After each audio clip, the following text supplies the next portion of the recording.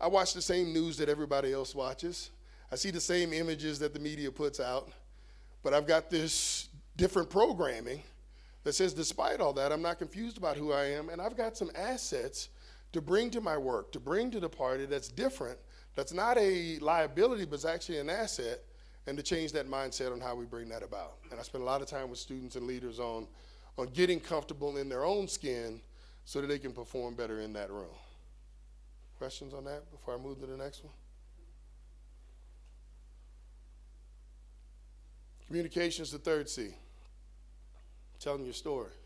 If you think about it, almost divided, these two are a lot of internal work, right? I got to sit and do the work internally to know what my superpower and my strengths are, to know that I come from a place of great strength and some assets that I bring to the table. Here's where I think we make the bridge, because you also start to tell the story to yourself first, right? I can't go tell somebody else that.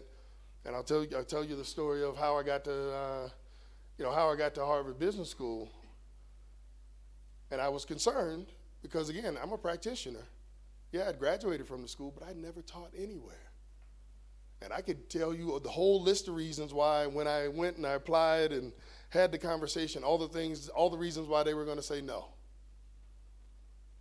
And so, biggest of which is you haven't taught anywhere. How are you going to start off teaching at the Harvard Business School? But I went anyway.